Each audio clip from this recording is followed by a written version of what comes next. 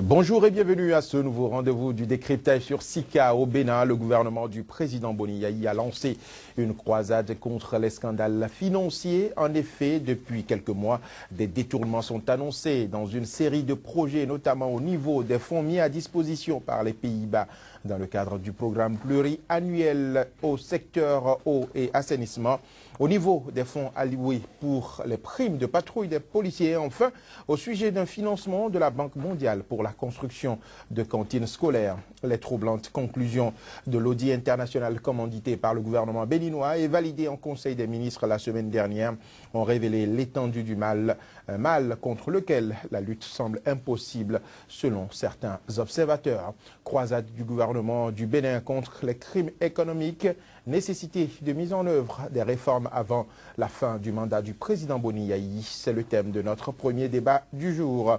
Notre deuxième sujet d'entretien portera sur la tournée américaine du président américain Barack Obama. Après le Kenya, le président Barack Obama est arrivé ce dimanche en Éthiopie. Trois thématiques étaient au cœur de ce déplacement du président américain: la sécurité, l'économie et les droits de l'homme. Tournée du président américain au Kenya et en Éthiopie. Que retenir du séjour de Barack Obama en Afrique? Ce sera notre deuxième débat du jour. Mais avant tout ceci, madame, monsieur, voici le flash d'information. Après le Kenya, le président Barack Obama effectue la première visite d'un président américain en Éthiopie, pays le plus peuplé d'Afrique après le Nigeria. Au cours de son séjour consacré à la lutte contre le terrorisme, le président américain a prévu discuter avec le premier ministre éthiopien et prononcer un discours au siège de l'Union africaine. En Somalie, une attaque à la voiture piégée contre un hôtel de Mogadiscio a fait 6 morts ce dimanche. Cette attaque illustre la menace que constituent les Chebabs, même si le président américain les juge affaiblis. Dans un communiqué, ces derniers ont revendiqué l'attentat et ont affirmé avoir agi en représailles à de récentes offensives menées contre eux. En Guinée, le principal opposant, Cellou Dalein Diallo, a été désigné ce samedi candidat à la présidentielle d'octobre par son parti après son alliance avec le capitaine Dadis Camara, inculpé pour le massacre de 2009 à Conakry. Devant ses militants, Dalein Diallo a accusé Alpha Condé d'avoir instrumentalisé la question ethnique dans le pays. Au Bénin, plus de 8 milliards destinés à l'approvisionnement des populations en eau potable ont été détournés au ministère en charge de l'eau sous le ministre Barthélémy Kassa. Aujourd'hui, ministre sous les couleurs, aujourd'hui député du moins sous les couleurs de la coalition des partis soutenant le président Boni Yayi. Une affaire de détournement parmi tant d'autres affaires et crimes économiques qui font la une de l'actualité dans le pays. Croisade du gouvernement contre les crimes économiques au Bénin, nécessité de mise en œuvre des réformes avant la fin du mandat du président Boni Yayi. C'est le premier débat que je lance après ce générique.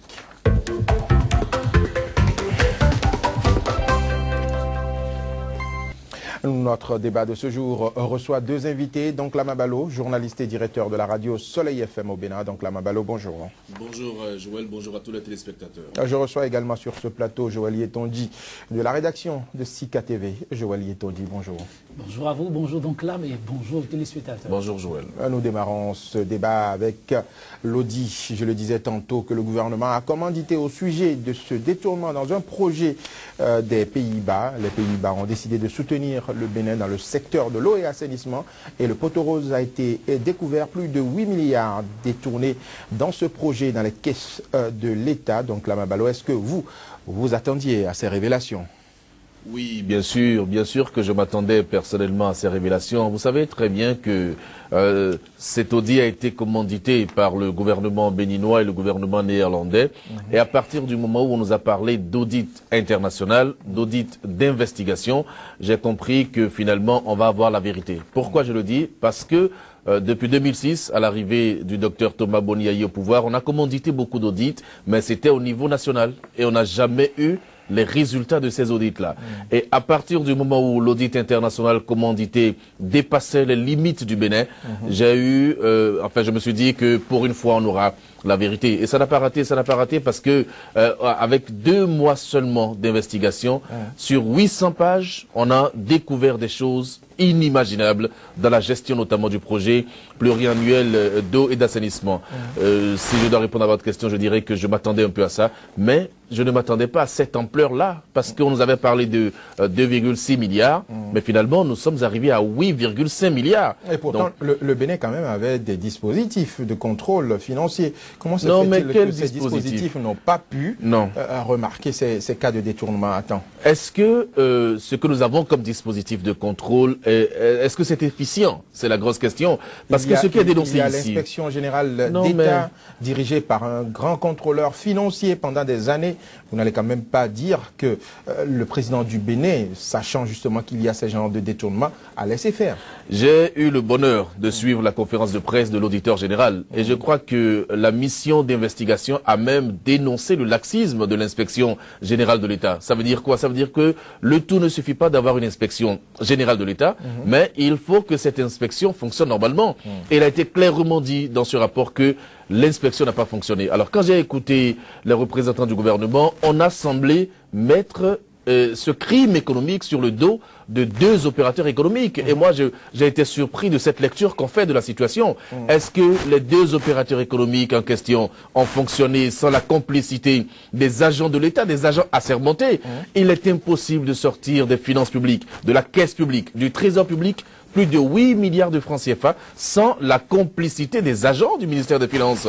Et donc, la toile est bien tissée au niveau de l'administration du ministère des Finances, puisque la dame qui s'occupait des ressources financières, le délégué du contrôle financier qui est l'œil du ministre de l'économie et des finances, l'agent comptable, eh bien tous ces gens sont impliqués dans la chaîne de fraude. C'est-à-dire que les deux opérateurs économiques, c'est peut-être la face visible de l'iceberg, mais je me dis que derrière, il y a une grosse toile qu'on a tissée et je reste sur ma faim par rapport aux décisions prises par le gouvernement. Je crois qu'il faut taper plus fort que ça et j'attends vraiment que d'autres complicités soient définies. On peut déjà quand même encourager le gouvernement du Bénin, puisque c'est déjà un début d'avoir lancé ce taudis, d'avoir déjà démarré des sanctions justement dans cette affaire. Je n'encourage pas le gouvernement du Bénin. Vous savez pourquoi? Non, pourquoi? Parce que justement parce qu'il y a une volonté d'assainir le climat des affaires. Vous parlez de quelle volonté? Le gouvernement a été obligé, puisque, souvenez-vous, les Pays-Bas ont donné un ultimatum au Bénin. On nous a dit clairement, si à la date du 1er août 2015, on n'avait pas situé les responsabilités techniques et politiques de cette affaire-là, les Pays-Bas allaient se retirer de la coopération avec le Bénin. Et c'est tout, hein. C'est pour ça que le gouvernement béninois s'est obligé. Vous pensez que s'il n'y avait pas eu ce type il y a eu contrainte.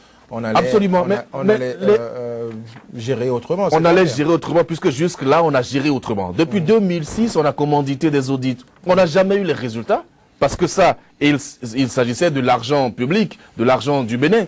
Mais maintenant qu'on a osé prendre l'épargne des étrangers, encore quand je dis étrangers, je veux dire des Pays-Bas, donc c'est les impôts. Ceux qui appuient justement le Bénin. À partir de cet instant-là, et les Pays-Bas également ont exigé qu'on fasse la lumière autour de ce dossier, le gouvernement béninois n'avait pas le choix. Donc moi je pense que le chef de l'État s'est retrouvé au pied du mur. Oui, c'est pour ça qu'on a eu ce dénouement. Oui, mais certainement que cette affaire servira à soulever d'autres affaires dans le pays et à pousser le gouvernement à assainir, comme je le disais tantôt, le climat des affaires.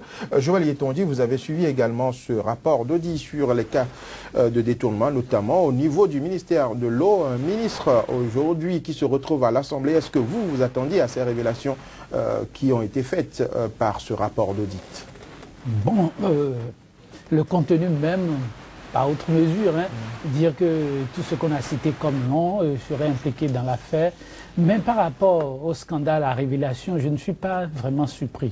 Le Bénin ne m'a pas surpris sur ce dossier parce que le Bénin s'est illustré malheureusement ces 8 dernières années négativement en matière de lutte contre la corruption. Si le Bénin s'est révélé un laboratoire sur le plan démocratique, mais je pense que sur le plan économique, ce pays a encore du chemin à faire. Il y a beaucoup à apprendre. C'est l'un des pays de l'Afrique de l'Ouest qui peut émerveiller en matière d'outils de lutte contre la corruption, en matière de réforme. Quand vous prenez l'administration béninoise, non, des tests de loi de qualité existent, des réformes, il y en a, qu'on passe à longueur de journée pour sensibiliser. La sensibilisation, il y en a. Et on a vu aussi le chef de l'État en son temps qui a organisé une marche historique qu'on n'aura pas oublié de sitôt, la marche verte. Et il a pris le devant. Le chef de l'État a suivi. Le peuple béninois, en son temps, a applaudi.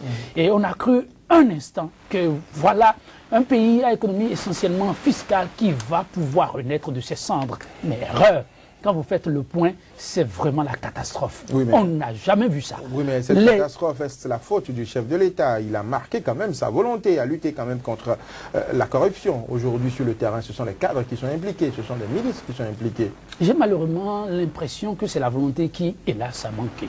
Parce que lorsque vous avez les tests de loi pour punir et qu'on n'a pas les résultats, il faut se demander là où ça n'a pas pris. Et là où ça n'a pas pris, il me semble que c'est cette volonté-là, justement. Parce que, donc là, on me disait tout à l'heure, dans toutes ces affaires, ces piles de dossiers cités, vous vous rendez compte que, bien, à l'arrivée, on n'a puni personne. Ou non, qu'on a fait semblant de punir. Oui, mais finalement, on a relâché les gens qui ont été en prison au Bénin pour des cas de détournement. Donc peut-être qu'aujourd'hui, le gouvernement a pris conscience de quand vous citez, malheureusement... Il faut gérer autrement ces genres de dossiers. Quand vous citez... Les procédures de punition sont en cours. Non. Quand vous citez ces cas de dossiers, vous vous rendez compte que, malheureusement, il y a eu presque de l'arbitraire, sinon ça ressemble à de l'arbitraire. Parce qu'après, on libère ceux-là qu'on a semblé punir, et puis... on dit qu'on leur reproche finalement plus rien ou on n'a plus de suite. Je ne veux pas entrer dans les détails, mais je veux par exemple, pour illustrer ce que je dis, à savoir que vraiment malheureusement j'ai mal dans ma peau et je n'espère pas grand-chose même parlant de ce dossier-là. Oui, je suis d'accord que si les Pays-Bas n'avaient pas tapé du poing sur la table, on n'aurait pas ce qu'on a eu là. Quand vous observez un peu le communiqué qu'on a diffusé à longueur de journée, le Conseil des ministres qui a suscité des décisions, donc là m'a souligné tout à l'heure qu'on a indexé 2 opérateurs économiques. Mais de quelle façon? En indexant ces 2 opérateurs économiques, on nous a fait savoir qu'il y a un qui vient d'un département, le Koufo. On nous a fait comprendre qu'il y a un qui est beau-frère de quelqu'un. Beau-frère de qui? Un certain Olivier Bokor. Et quand vous faites bien attention, vous vous rendez compte que le Koufo, c'est le département de l'ancien président de l'Assemblée nationale qui ne parle pas le même langage aujourd'hui que le chef de l'État. Ce n'est plus la lune de miel. Quand vous prenez Olivier Bokor, c'est l'homme qui était cité dans l'affaire dite d'empoisonnement, tentative d'empoisonnement du chef de l'État. Mais quand vous regardez de très près la liste de ceux-là qu'on a cités, mais vous vous demandez d'abord, en indexant ceux-là, en précisant que la personne vient de telle localité, c'est à savoir que, ou à faire croire que c'est le département qui bat le record en termes de corruption. Et on est curieux d'identifier alors les autres cités dans cette affaire. Mais quand vous faites l'addition, vous vous rendez malheureusement compte, comme le dit un ancien ministre sous Kérékou, je veux nommer Gaston Zossou, que tout le reste, ceux-là qui battent le record dans ce dossier viennent de la bonne région, que je ne vais pas nommer, pour paraphraser l'autre. Oui, qu'est-ce que ça signifie? Là n'est pas le débat. Non, le débat... C'est peut-être une déformation du secrétaire général du gouvernement qui a lu... Mais c'est grave, mais vous savez que le secrétaire général est l'œil du gouvernement. On ne peut pas le laisser dire ça. Et plus loin, je vous cite ceci. On dit... Le ministre est invité à se soumettre aux procédures constitutionnelles. C'est le secrétaire général du gouvernement qui parle, visant à la manifestation de la vérité en raison de sa qualité de ministre au moment des faits. En l'occurrence, la Haute Cour de justice structure habilité à écouter les personnalités de son rang, puisqu'il continue de nier les faits qui lui sont reprochés par le cabinet et qui seraient en possession d'informations échangées entre lui et ses agents incriminés. Alors, comment un secrétaire général du gouvernement peut lire un communiqué du genre, donner l'étude d'un test du genre quand on sait, on connaît la procédure. Et ça dit qu'il n'y a personne qui a suivi un peu ce test élaboré et rendu public. Ça pose un problème. Alors, ça suffit simplement, ma foi. Il n'y a pas suffisamment de volonté. Non, il n'y a pas de volonté. Parce que c'est... Attendez, quand je remonte les dossiers, on ne va pas finir avec, malheureusement, on aime ce pays, on ne peut pas comprendre que le Bénin ne puisse pas être un modèle. On a mal dans la peau. Quand vous prenez ce dossier, je dis encore, sur ce dossier simplement, vous constatez que la bonne foi, la volonté serait quoi? Que, à la fin, au lieu de nous lire cette phrase-là, que le secrétaire général nous donne l'étude comme quoi le gouvernement s'apprête à saisir les juridictions compétentes afin que le concerné soit traduit devant la Haute Cour de justice. Ce n'est qu'un communiqué de conseil des ministres. Je crois quand vous dites ce n'est qu'un communiqué, quand vous dites que ce n'est qu'un communiqué, mais c'est grave. Les dispositions sont en cours. Justement, il faut le rappeler à Joël. Non, ce n'est pas à me le rappeler. Non, il a été question... Non, attendez. S'il vous plaît. Quand vous parlez comme ça, j'ai mal. Attention, s'il vous plaît. Vous avez lu un communiqué du Conseil des ministres qui date d'il y a des heures. Donc, ça a évolué. Le dossier a évolué. Parce que les réactions n'ont pas manqué. Il ne faut pas encourager ça. Non, on ne peut pas saluer ça. Nous sommes obligés de rester dans l'actualité. Puisque ça a évolué, puisqu'on n'est plus au niveau du communiqué du secrétaire général du gouvernement, il faut reconnaître à la vérité que le gouvernement a déjà commencé par poser des actes. Il est clair que le ministre de la fonction publique a été instruit pour enclencher la procédure de radiation des agents concernés de la fonction publique. Et là, je souhaiterais personnellement qu'on puisse respecter vraiment le statut général des agents permanents de l'État par rapport à la radiation. En même temps, le gouvernement a déjà instruit la justice, en tout cas le procureur, pour que des démarches soient faites à l'encontre des 2 opérateurs économiques incriminés. C'est-à-dire qu'on a lancé contre eux 2 mandats d'arrêt à l'international, même à l'international. Et le ministre Kassa, le ministre concerné, eh bien, on a déjà donné des instructions au ministère de la Justice pour que la procédure d'assignation devant la Haute Cour de justice soit enclenchée. Non, je crois que sur ce dossier, il y a des démarches qui ont été faites déjà au niveau du gouvernement. Et ça, il est important de le remarquer. Mais j'ai une chose fondamentale à dire. Et le cabinet qui a été commandité pour connaître de ce dossier, le cabinet Kroll notamment, a stigmatisé l'impunité. Parce que le cabinet a dit clairement dans son rapport que si on continue d'avoir des situations du genre au Bénin, c'est parce qu'on a continué à ne pas punir. Puisqu'il y a des mises en cause qui ont même gardé par devers eux des preuves. C'est-à-dire que lorsqu'on a commencé les investigations et qu'on est rentré dans leur bureau, même sur leur table, il y avait des preuves qui les accablaient. Ça veut dire quoi? Ça veut dire que ceux-là n'avaient jamais pensé qu'on allait les inquiéter. Ceux-là n'avaient jamais pensé qu'on allait les incriminer, donc ils étaient très laxistes. Et même dans le découpage des marchés publics, mais les gens ont été cruels, ils ont été inintelligents, parce qu'on dit que vous ne pouvez pas avoir un marché de plus de 20 millions, 60 millions par exemple, et vous décidez d'octroyer le marché au montant de 19 999 999 francs, à 1 franc près. C'est de la bêtise. Non, c'est de la bêtise, c'est de l'inintelligence.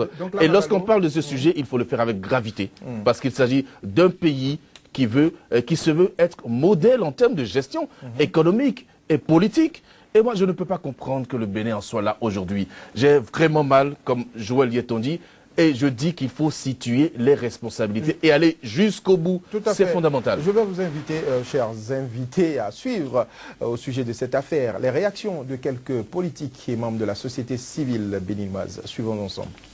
C'est vraiment dommage. Il faut que les mises en cause soient véritablement punies et qu'on leur fasse rendre gorge.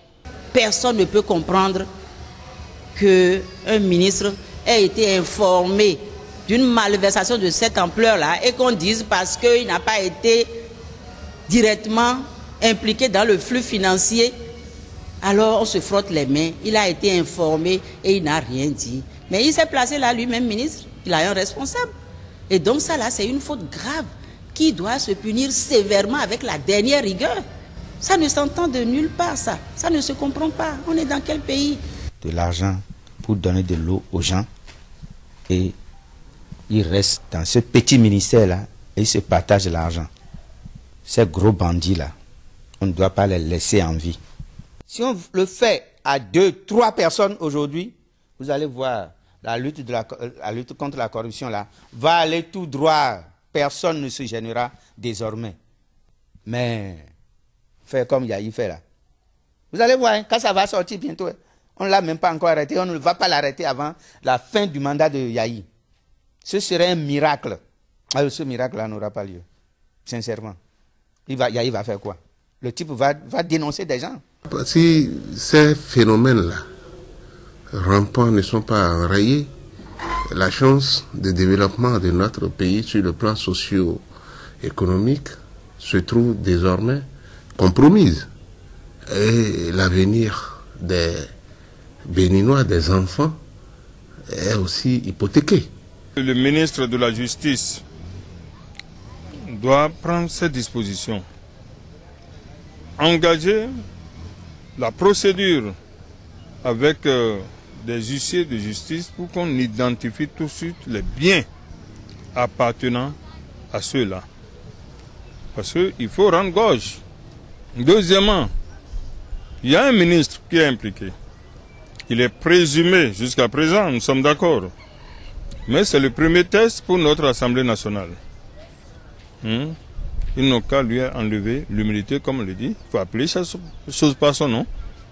Pour qu'il aille répondre de ses actes devant la justice. Si il y a la corruption dans un pays, ce pays ne peut jamais se développer. Mais c'est une réalité. Si une ou deux, trois personnes peuvent détourner 8 milliards, 8 milliards qui est destiné pour donner de l'eau à boire à des milliers de personnes.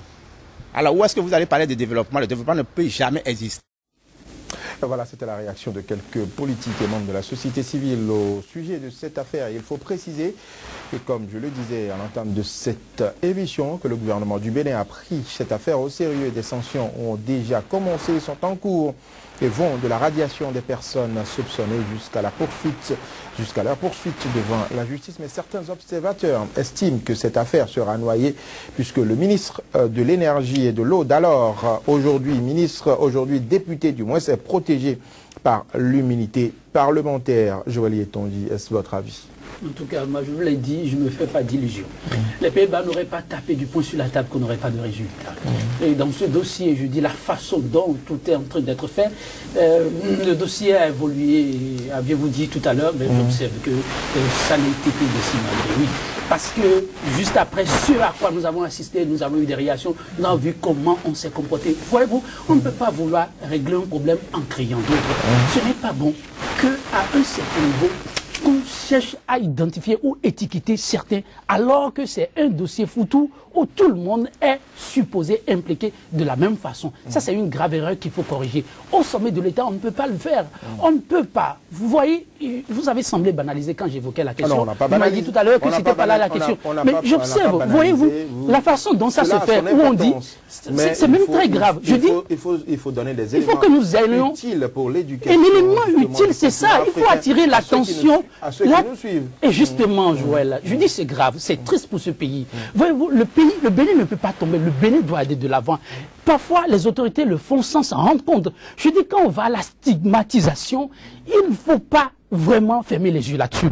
Quand on commence par dire tel vient de telle localité et telle autre, mais la question d'ivoirité, on a vu ce que ça a amené. Le Bénin ne peut pas tomber bas. C'est dans ce pays qu'on dit que le régionalisme a pris de l'ampleur. Et on ne peut pas, lorsqu'on en est à faire l'exposé des faits, faire le compte rendu, a dit que telle est de telle localité. Or, dans ce même dossier, on constate que le fort taux de pourcentage de localités impliquées, ce n'est pas là où on a voulu faire croire. On ne peut pas faire ces erreurs-là, ce n'est pas bon. Maintenant, venant à l'honorable député et au ministre, je dis non. Comme quelqu'un qui a parlé tout à l'heure, et c'est un député de Soulé, qui dit qu'il ne croit pas qu'on va lever l'immunité parlementaire du conseiller, que l'intéressé sera inquiété autre. Mais je ne le crois non plus. Mais je dis c'est heureux déjà qu'on en soit là. Et ce que je voudrais souhaiter, c'est que sur les autres dossiers, parce qu'il y a pire que ça, que les Pays-Bas, c'est heureusement que ceux-là ont tapé du poing sur la table, on apprend 8 milliards. Dans l'affaire ICC Service, vous faites un peu le point pour voir combien c'est plusieurs milliards, c'est plus que ça. Et on ne connaît pas du dénouement de ce dossier. Oui, et ce n'est pas évident. Certainement que ce dossier donnera le top des autres investigations. Quel top? Non, il n'y a pas grand-chose à espérer. Le gouvernement pourra justement taper du poing sur la table. Il faut maintenant demander plutôt à ce peuple d'être vraiment plus éveillé et d'être plus responsable, d'être plus proactif. Parce que, observez, que tout se passe dans ce dossier comme si quand même on ne s'agit pas du Bénin. Vous n'avez pas eu de réaction autre mesure. C'est depuis, à l'honneur de la vérité, 2014 que le FONAC a dit que dans cette affaire de PPEA là, qu'il y a quelque chose qui ne tourne pas rond. Mais vous avez dit tout à l'heure, il y a l'IGE. Mais l'IGE a fait quoi dans ce dossier? Voilà des indices qui vraiment ne donnent pas à croire que bien, après ce dossier, il y aura d'autres qui vont suivre et les gens seront punis. Dans l'affaire ici, ces services qu'on a évoqué tout à l'heure, où je tourne rapidement la page pour parler du siège de l'Assemblée nationale. Vous avez vu, on a enfermé des gens qui après sont sortis et qui maintenant attaquent le gouvernement, qui demandent réparation. On évolue, on ne peut pas évoluer comme ça. Donc vous pensez que le gouvernement tourne en rond et qu'il est temps justement que le gouvernement saisisse réellement ces dossiers de crimes économiques et je ne sais pas si on tourne en rond, donner une nouvelle image. Tout à fait, il faut donner une nouvelle image et c'est possible. Tout à fait. Et ce qu'il faut simplement, c'est qu'il y ait la volonté qu'on punisse les gens, mais sans discrimination. Pierre est coupable, Paul est coupable, qu'on le punisse de la même façon. Et le Bénin est capable de faire ça. Donc, Lama Ballo, quel avenir vous voyez pour ce dossier? Est-ce que vous pensez que cela sera noyé? Vous le pensez aussi? Je ne veux pas faire le débat du régionalisme, parce que je pense que c'est un autre débat qu'on fera peut-être en temps utile si vous l'autorisez, bien évidemment. Je ne veux pas non plus en appeler à la réaction du peuple, parce que sur cette question-là, je ne vois pas vraiment ce que le peuple doit faire. Le peuple est comme nous tous, surpris, abasourdi. Le peuple se sent floué par les autorités qui sont chargées de le conduire vers le développement. Vous savez qu'il est impossible de parler de développement dans un pays s'il y a la corruption dans ce pays-là. Et le président Barack Obama l'a rappelé à sa dernière visite au Kenya. Donc il faut lutter contre la corruption. Alors vous me demandez si le dossier va connaître un aboutissement. J'ai la faiblesse de penser que ce dossier est suffisamment sérieux pour qu'on ait un aboutissement clair. J'ai déjà noté la volonté du gouvernement d'aller jusqu'au bout. Il reste maintenant à l'Assemblée nationale de prendre ses responsabilités. J'ai entendu dans votre interview un député dire qu'on ne doit pas continuer à maintenir ces gens en vie. Non, ils doivent vivre pour que nous puissions connaître la vérité. Parce qu'au Bénin, pour ce que je sais, on ne tue pas pour ce genre de choses. Donc il faut aller jusqu'au bout. L'Assemblée nationale doit avoir, n'est-ce pas, le vote nécessaire pour lever l'immunité parlementaire du député concerné. Du député concerné. Si le député concerné arrive à aller devant la haute cour de justice pour nous dire sa vérité, eh bien le peuple, le monde entier constatera que il n'y est pour rien et on peut, à la limite, le rétablir dans ses droits. Mais il est important de le dire. Parce que si les députés, et ça c'est le premier test pour l'Assemblée nationale qui vient d'être installée, l'Assemblée nationale sous la présidence de Maître Adrien Gbedi doit se démarquer de ces actes de corruption. 33 députés pour les Fosqueries pour un Bénin émergent. Le parti au pouvoir, ces députés doivent suivre la volonté de leur leader, le président de la République, pour voter, eh bien, cette défiance de M. Barthélémy Cassa. Il faudrait que tous les députés se mettent ensemble pour permettre à ceux qui sont incriminés d'aller répondre du dossier. Pour moi, c'est important. Première chose. Ce ne serait que du bien pour le oui, Bénin. deuxième chose, dans l'administration des finances, parce qu'il est impossible de sortir 8 milliards de francs CFA de la caisse publique sans que certaines autorités au niveau du ministère des Finances ne soient informées et ne soient complices. On dit que la responsabilité du ministre de l'Énergie, c'est une responsabilité morale parce que le ministre était informé, mais n'a pas pris les dispositions pour arrêter ça. Alors, je pense aussi qu'au niveau des finances, il y a des gens qui étaient informés et qui ont favorisé ce détournement. Ceux-là également doivent être punis avec la dernière rigueur. Je ne sais pas, nous sommes à moins de 9 mois de la fin du mandat du président Boni Yayi et en 8-9 mois, il peut montrer un signal fort, un signal qui dépasse la marche contre la corruption. Parce que ce qui freine aujourd'hui le développement du Bénin, c'est l'impunité. Il faut punir. Je voudrais espérer. Je vous demande, Joël, de m'aider à espérer. C'est important d'espérer. Non, c'est important parce que si on ne le fait pas, je crois que Joël espère. Et nous sommes discrédités sur le plan international. Vous savez ce que ça veut dire? L'argent des partenaires techniques et financiers, ce n'est même pas l'argent du contribuable béninois. C'est l'argent du contribuable des autres pays, mais que nous bouffons allègrement. Alors, donc là, Mabalo, Joël Yetonji, le gouvernement s'intéresse également actuellement à un autre dossier, notamment celui du détournement des primes allouées aux policiers dans le cadre des élections législatives passées. Que pensez-vous, Joël Yetonji, de cette nouvelle affaire et des dispositions qui sont déjà prises dans le cadre de ce détournement? Vous savez, le Bénin est malade, très malade. Il ne faut pas avoir honte de le dire. Et c'est pas pur amour. Et quand on le dit, il ne faut pas qu'on pense qu'on en veut à ici. Quand on n'en parle pas, on ne peut pas corriger ce qui ne va pas. Parce que quand vous observez, le dossier que vous venez d'évoquer, au niveau du ministère de l'Intérieur, ça ressemble au premier dossier. Moi, je dis que c'est triste, c'est malheureux. On ne peut pas comprendre parce que l'objet en question, c'est des sujets sensibles. On parle de l'eau, des gens qui n'en ont pas, dans des zones reculées. Et il y en a qui se trouvent, qui sont déjà dans des bureaux climatisés, qui pensent qu'il faut prendre cet argent-là. Et ils ont le courage de dire, les populations ont l'eau. Parce que les papiers sont faits, qu'ils ont pu créer les forages. Quand vous prenez ce cas-là, question de sécurité, on dit des primes aux policiers qui vont chaque jour au front. Et je ne vous apprends rien. Le Bénin, qui sont très mal payés. Avant le dernier remaniement qui a porté l'actuel ministre à la tête de ce département ministériel, les deux ministres qui l'ont précédé ont chaque jour eu à enterrer des policiers. C'est-à-dire, chaque jour, il y a un policier qu'on a pu abattre ici, il y a un autre à qui on a fracassé le crâne ailleurs. C'était quotidien. À un moment donné, c'était carrément, ça ne faisait plus bon d'être policier au Bénin. Et on dit que pendant que ça se passait, pour leur sécurité, on envoyait de l'argent, des primes pour eux. Et il y a des hauts cadres qui arrivent à empocher ce sous-là. Vous comprenez ça? Que le Bénin n'est pas malade? Mais c'est la question de moralité. si on ne s'attaque pas à ce problème, et malheureusement, ce problème ne date pas de maintenant. Si vraiment les autorités veulent finir avec, ils peuvent finir avec. Parce que sur la chaîne, vous vous rendez compte que ce sont ceux-là qui sont à même d'impulser le comportement à adopter, qui sont fortement impliqués. Je veux simplement espérer, dire que c'est un nouveau ministre qui est là, dire que devant la BF, il y en a qui ont fait des aveux suffisamment accablants, on va situer les responsabilités. Et que si éventuellement les ministres qui malheureusement ou heureusement ne sont plus en poste aujourd'hui sont impliqués, ils vont pouvoir répondre et on va enfin les punir. Il y a justement un des ministres qui est également à l'Assemblée nationale aujourd'hui.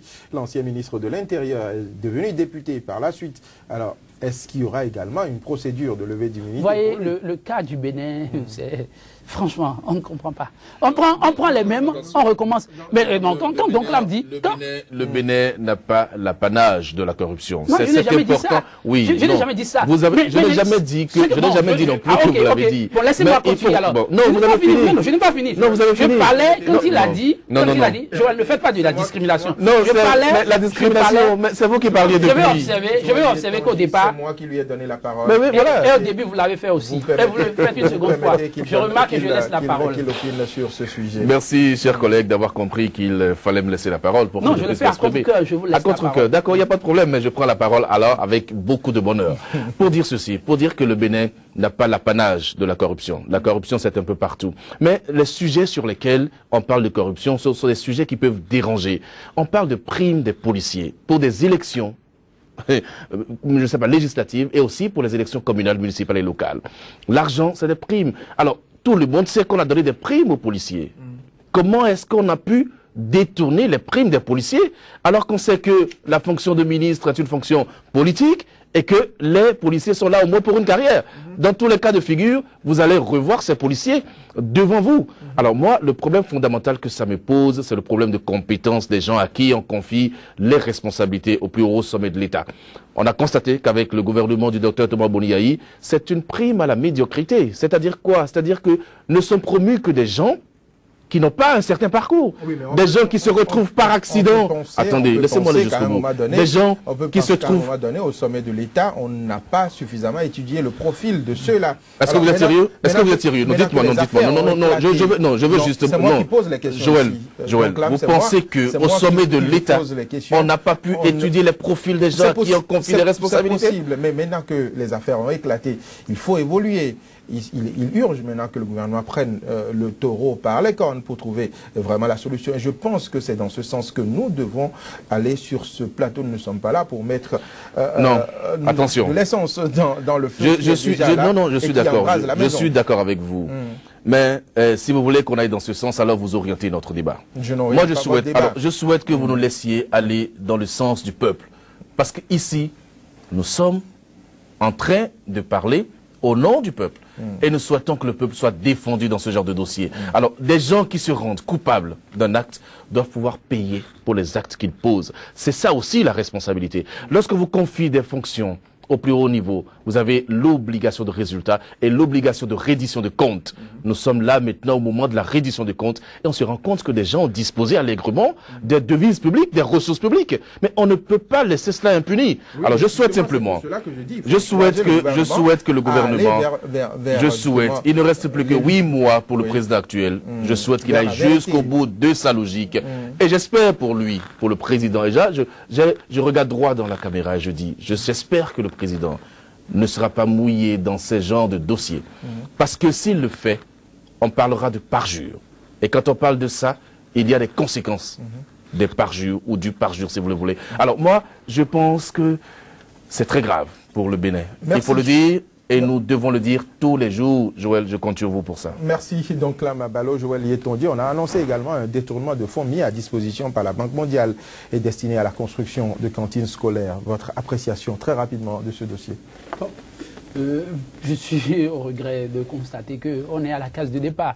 C'est la même situation, c'est des cantines qui doivent servir à ces enfants des localités les plus déshéritées, difficiles d'accès. Ces enfants qui ne reviennent pas à l'école simplement parce que manger, c'est une question casse-tête. Et il se trouve que des responsables qui sont appelés à encadrer ces enfants disposent de l'argent. Mais remarquez que ceux impliqués dans ce dossier sont des enseignants.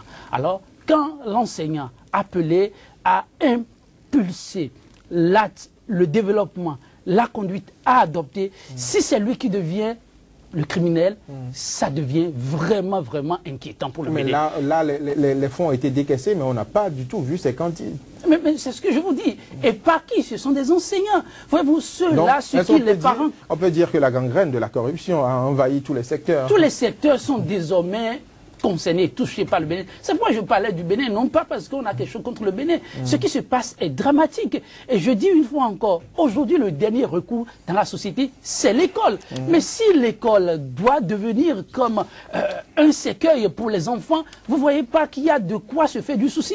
Si le dernier rempart est en difficulté, comme c'est le cas maintenant, il y a lieu de s'inquiéter. Et simplement, pour corriger ceci, il suffit d'un seul signal, un petit signal. Quitte à d'avenir au Bénin, c'est puni au plus haut niveau. C'est ça qui manque. On ne le punit pas au plus haut niveau. Mais on prend les mêmes, on recommence. On ne peut pas comprendre que les gens impliqués dans ces dossiers, qu'on les retrouve à l'Assemblée, ce n'est pas faisable. Mais là, on peut dire qu'il y a eu un vote et les gens se sont retrouvés là. Mais quand vous observez le parcours au niveau du Bénin, par rapport aux scandales qui ont été cités, vous constatez que ceux-là qu'on a indexés, ce sont eux qui sont en plus promus. C'est ça le problème, c'est ça le drame. Le Bénin est en train de vivre un drame, je pense. Donc là, Mabalo, très rapidement, alors, au regard de ces cas de détournement annoncés, est-ce qu'on peut dire aujourd'hui que le gouvernement du Bénin a décidé à mettre en œuvre des réformes contre la corruption et favoriser le climat des investissements avant la fin du mandat du président actuel? Parce qu'aujourd'hui, il est à 8 mois de la fin de son mandat. Votre question me déconcerte. Vous embarrasse. Me déconcerte un tout petit peu parce que je ne sais pas si le gouvernement a la volonté d'aller là où vous nous amenez. Vous savez, sur 10 ans, on vient de faire plus de 9 ans. D'accord? Et si pendant tout ce temps-là, on n'a pas montré manifestement sa volonté d'éradiquer un phénomène, non, pas d'éradiquer, parce que vous allez me dire que c'est impossible d'éradiquer la corruption, mais au moins de freiner l'évolution de la corruption, on a échoué. Alors moi, je plains le prochain président du Bénin. Je plains le prochain président du Bénin parce qu'il va aller sur plusieurs chantiers à la fois. Et il ne doit pas avoir peur d'être impopulaire. Parce que si vous décidez de lutter contre la corruption, c'est que vous décidez d'être impopulaire. Ceux qui sont impliqués dans ce genre de catastrophe, je dirais, économique, eh bien, ils sont nombreux. Vous devez taper dans la fourmilière. C'est important. Je ne sais pas si le président de la République sait ce qu'il attend, mais je veux espérer que pour le reste du temps qui lui arrive, il va marquer des signaux très forts en punissant. Parce que le problème, c'est l'impunité. Mais ça ne va pas le dédouaner pour le reste du mandat. Parce qu'au Bénin, on a volé l'épargne publique, c'est-à-dire l'argent des Béninois. On a volé l'argent de l'eau. On a volé l'argent des cantines scolaires. On a volé l'argent des policiers. Mais on a volé l'argent de tout le monde. Et en même temps qu'on le fait, on déverse de l'argent dans la presse pour désinformer. C'est aussi un autre mal de notre pays. Donc, on a trop de problèmes. Et c'est beaucoup de chantiers pour le prochain président du Bénin. Je veux souhaiter que prochainement, le chef de l'État du Bénin, le docteur Thomas Boniaï, s'il nous écoute, qu'il sache que on lui a donné ce pays, enfin, on lui a confié ce pays pour qu'il puisse le mettre sur le rail du développement, sur les rails du développement. Pour le moment, nous ne sommes pas encore à ce niveau-là. Et tant qu'il reste à faire, pour moi, rien n'est fait. Merci donc Lamabalo, merci Joël Yetondi. Je voudrais préciser que nous ne faisons que des analyses sur ce plateau et nous, notre objectif, c'est d'aider les gouvernants, les dirigeants à améliorer le climat des affaires sur le continent africain, à donner une autre image du continent africain. Une Afrique qui bouge. Ce sera tout pour le premier débat de cette émission qui se poursuit. Voici le point de l'actualité à travers ce flash. Après le Kenya, le président Barack Obama effectue la première visite d'un président américain en Éthiopie, pays le plus peuplé d'Afrique après le Nigeria. Au cours de son séjour consacré à la lutte contre le terrorisme, le président américain a prévu discuter avec le premier ministre éthiopien et prononcer un discours au siège de l'Union africaine. En Somalie, une attaque à la voiture piégée contre un hôtel de Mogadiscio a fait 6 morts ce dimanche. Cette attaque illustre la menace que constituent les Chebabs, même si le président américain les juge affaiblis. Dans un communiqué, ces derniers ont revendiqué l'attentat et ont affirmé avoir agi en représailles à de récentes offensives menées contre eux. En Guinée, le principal opposant, Cellou Dalein Diallo, a été désigné ce samedi candidat à la présidentielle d'octobre par son parti après son alliance avec le capitaine Dadis Camara, inculpé pour le massacre de 2009 à Conakry. Devant ses militants, Dalein Diallo a accusé Alpha Condé d'avoir instrumentalisé la question ethnique dans le pays.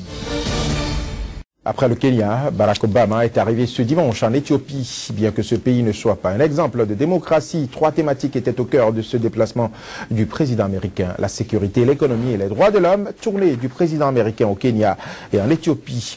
Que retenir du séjour de Barack Obama en Afrique? C'est le thème que je lance juste après le générique.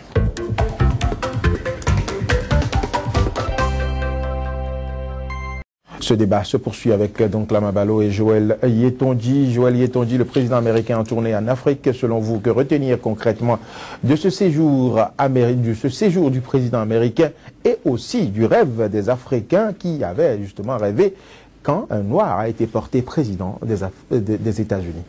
Non, il y a un message fort, à mon entendement, qui me conforte dans ma lecture des choses.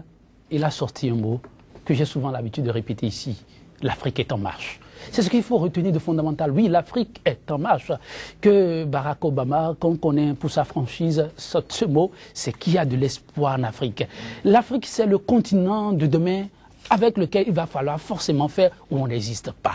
Que les Africains soient conscients de ce que, oui, c'est la réalité et il faut travailler pour sauvegarder ce qui est aujourd'hui un acquis. On ne peut pas comprendre que ce continent regorge d'assez de ressources, tant naturelles qu'humaine aussi, mais en soi, là où elle en est aujourd'hui. Aujourd'hui, fort heureusement, il faut constater qu'il y a des États qui ont fait des démarcations formidables. Je veux citer cette Côte d'Ivoire qui est sortie des années de crise, qui est debout au-delà de tout. Je veux citer le Nigeria à côté, mais c'est formidable, ça donne de l'espoir. Donc il faut continuer par travailler. Mais ceux-là qui ont rêvé peut-être d'un Barack Obama qui viendra déverser de l'argent sur l'Afrique et autres, non, ce qu'il faut retenir simplement, c'est que c'est possible. Hier, beaucoup en sont à dire, ces Africains, on ne peut pas compter sur eux. Ce sont des bandes d'incapables. Barack Obama a montré que cette Afrique regorge de richesses, de têtes pensantes. En matière de technologie, il a dit, on a vu cette jeunesse très accrochée, qui crée. Aujourd'hui, il y a beaucoup de choses que l'on observe avec cette jeunesse de très formidable. Et on pense que la révolution peut être bien possible avec cette jeunesse. Mais ce qui reste à faire, c'est de se mettre au travail. Parce que oui, la paresse est aussi là. Oui, la corruption, on l'a évoqué tout à l'heure, elle est aussi là. Autant de mots qui freinent notre développement. Il faut continuer par... le respect des droits de l'homme sur le continent africain. Tout à fait. Il faut travailler sur ces mots-là qui minent un peu notre continent. On en est responsable. Mais lorsqu'on prendra conscience que pour changer tout ceci, il nous faut d'abord travailler en synergie, main dans la main, regarder ensemble dans la même direction, cesser de penser à nous et à nous seuls, mais penser à la communauté. Si on s'inscrit dans cette logique, eh bien, on fera bouger les choses. Donc, Lama Balo, pour beaucoup d'Africains avaient placé leur espoir en Barack Obama, le premier noir à avoir été élu comme président des États-Unis en 1 an. De la fin de son mandat, quel bilan faites-vous de sa politique envers le continent africain? Alors, je n'ai pas la prétention de faire le bilan de la politique africaine de Barack Obama. Mais ce qui est sûr, c'est quoi? C'est que Barack Obama n'est pas venu en villégiature en Afrique, il n'est pas venu en tourisme ou en touriste, si vous préférez, en Afrique.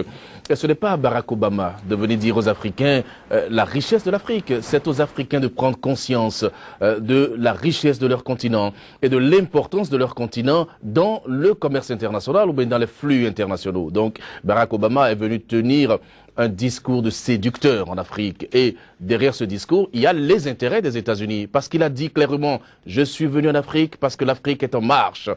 Il ne serait pas venu en Afrique si l'Afrique n'était pas en marche.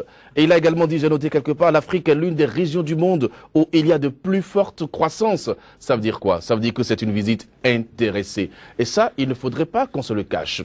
J'ai admiré le discours d'Obama, j'ai admiré tout ce qu'il est venu dire. C'est vrai qu'il était allé déjà au Kenya 3 fois avant d'être président des États-Unis. Mais une chose est fondamentale, c'est que je n'ai pas apprécié que le président américain vienne au Kenya tenir un discours pour l'homosexualité, alors qu'il sait très bien que la législation dans ce pays interdit l'homosexualité. Oui, alors moi, je ne le lui interdis pas. C'est le premier démocrate du monde, les États-Unis. Mais écoutez, et pourtant aux États-Unis, on continue d'appliquer la peine de mort dans certains États. D'accord? Vous êtes d'accord avec moi? On continue dans certains États à appliquer la peine de mort. Américain de tenir son discours. Lorsque vous savez que dans un pays, écoutez, moi je prends votre exemple. Bon, Joël n'aime pas souvent que je le prenne en exemple pour certaines choses. Vous ne pouvez pas aller dans un pays où la législation interdit certaines pratiques pour venir tenir le discours qu'il a tenu au Kenya. Il sait très bien, pour être Kenyan de père, même s'il n'a pas vécu au Kenya, il sait très bien qu'au Kenya, la législation interdit l'homosexualité. Donc il ne peut pas venir là-bas dire que égalité pour tout le monde. Ça, c'est la culture des États-Unis. Ce n'est pas encore la culture africaine. Je n'ai rien contre l'homosexualité.